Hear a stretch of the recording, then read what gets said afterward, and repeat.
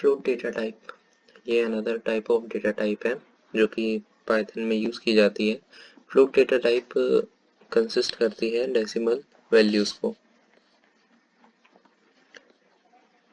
f equal to 1.234 type f लिखेंगे तो यहाँ फ्लोट प्रिंट होगा क्योंकि ये फ्लोट क्लास के अंदर है।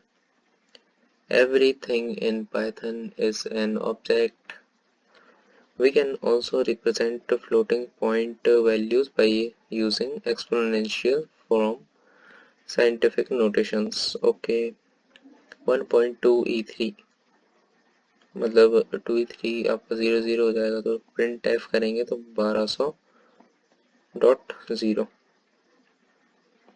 Instead of e we can use e।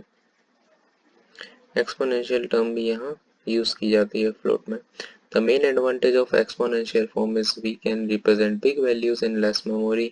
अब यहाँ e3 इनने कर दिया तो हमारी मेमोरी बच गई, नहीं तो हमें ये 000 करना पड़ता। इसका मतलब यही है, बस इसको लिखने का इनने सिंटैक्स चेंज किया है।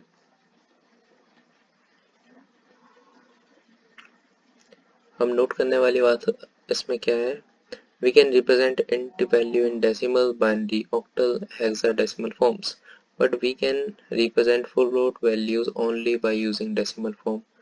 decimal form इसमें पॉइंट वाली वैल्यूज जो आएंगी, f equal to ob11.01 file std in line 1 f equal to 0b11.01। अब यहाँ s ने एरर टाइप की शो कर दी लाइन 1 में। सिंटैक्स एरर इनवैलिड सिंटैक्स, क्योंकि यहाँ बोला गया है कि जो ये किसका सिंबल है हमारा, ये तो हमारा बाइनरी का आ गया, लेकिन फ्लोट की कोई सी भी फॉर्म नहीं है, डेसिमल फॉर्म ही बस है, तो ये डेसिमल को बस शो करेगी, बाइनरी ऑक्टल हेक्सा में ये यूज़ नहीं की जाएगी फ्लोट टाइप। जैसे कि यहाँ बोला हमने बाइनरी करना चाहा, इसको बाइनरी की तरह यूज़ करना चाहा, इनवैलिड सिंटैक्स, ऑक्टल का इनवैलिड सिंटैक्स, हेक्सा का इनवैलिड सिंटैक्स।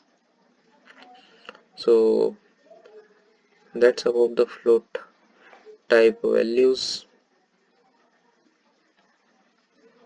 इसका प्रैक्टिकल नेक्स्ट वीडियो में आपको मिलेगा। So hope you like this video।